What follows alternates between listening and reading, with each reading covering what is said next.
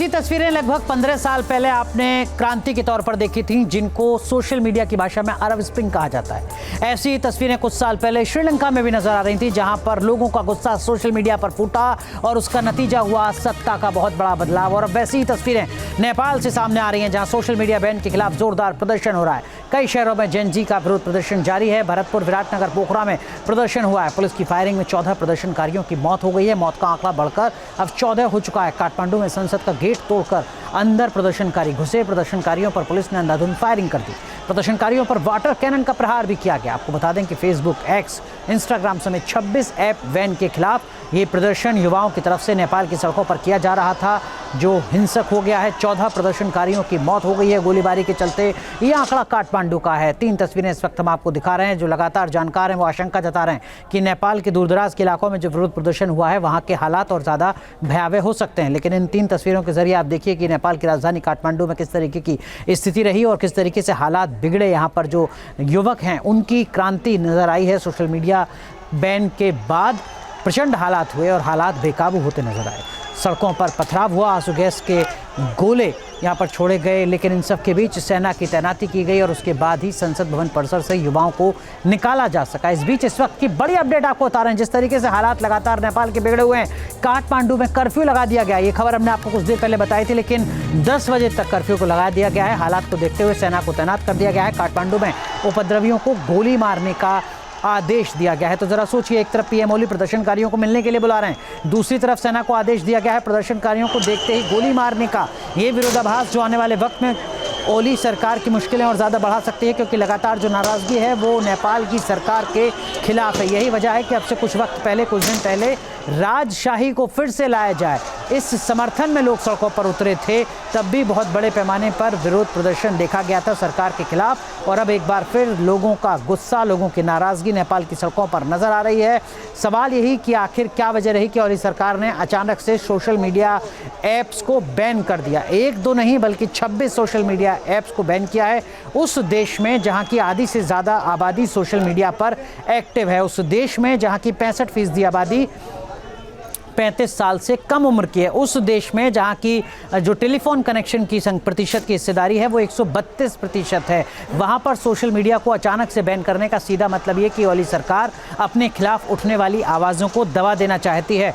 और वही आवाज़ अब नेपाल की सड़कों पर, काठमांडू की सड़कों पर नज़र आ रही है। इन 2 तस्वीरों के जरिए आप देख सकते हैं कि जो संसद है, सबसे ज़्यादा सुरक्षित माने जाने वाली इमारत किसी भी देश की, वहाँ पर प्रदर्शनकारियों का कब्जा हुआ। उसके बाद सेना को बुलाना पड़ा। सेना ने आंसू गैस के गोले छोड़े, फायरिंग की। 14 प्रदर्शनकारियों की जान जा चुकी है। 100 से ज़्यादा प्रदर्शनकारी घायल बताए जा रहे हैं। लेकिन इस बीच अब से कुछ देर पहले तक के हालात किस तरीके के थे नेपाल की सड़कों के, वो आप इन तस्वीरों में देख सकते हैं। काठमांडू में मचे बवाल की तस्वीरें इस वक्त आपके सामने। जो युवाओं का हल्ला बोल है सरकार के खिलाफ, वो आप देख रहे हैं। जन सैलाब सड़कों पर उतरा, सेना को मोर्चा संभालना पड़ा। पुलिस यहाँ पर असहाय खुद को महसूस करती रही।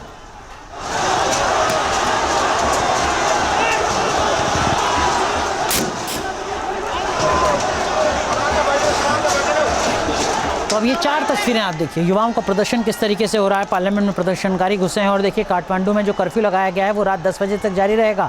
सेना को आदेश दिया गया है प्रदर्शनकारियों को देखते ही गोली मारने का। 14 प्रदर्शनकारी अब तक मारे जा चुके हैं, 100 से ज़्यादा घायल हैं। सोशल मीडिया बैन किया है ओली सरकार ने।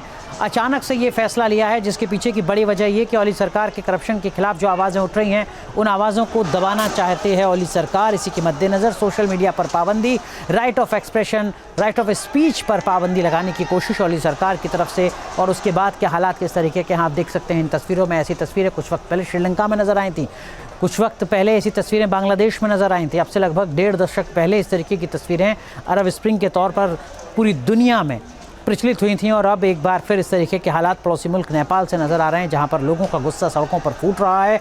संसद भवन परिसर पर कब्जा किया है नेपाल की आवाम ने, क्योंकि वो ओली सरकार के करप्शन के मुद्दे को सोशल मीडिया पर लिखते थे। और वही सोशल मीडिया ओली सरकार को चुभा, उस पर प्रतिबंध लगाया और उसके बाद लोगों का गुस्सा किस तरीके से फूटा है वो आप इन तस्वीरों में इस वक्त देख रहे हैं।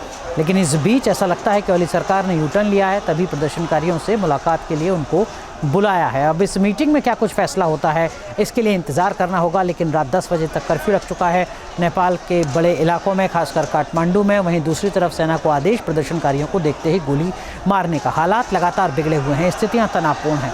कुछ देर पहले हमारे साथ नेपाल की एक पार्टी के बड़े नेता जुड़े थे, जिनका ये कहना था कि अगले 12 घंटे बेहद चुनौती भरे हैं ओली सरकार के। अगर अगले 12 घंटे में ओली सरकार कोई बड़ा फैसला नहीं लेती है तो मुश्किलें आने वाले वक्त में बहुत ज़्यादा बढ़ सकती हैं।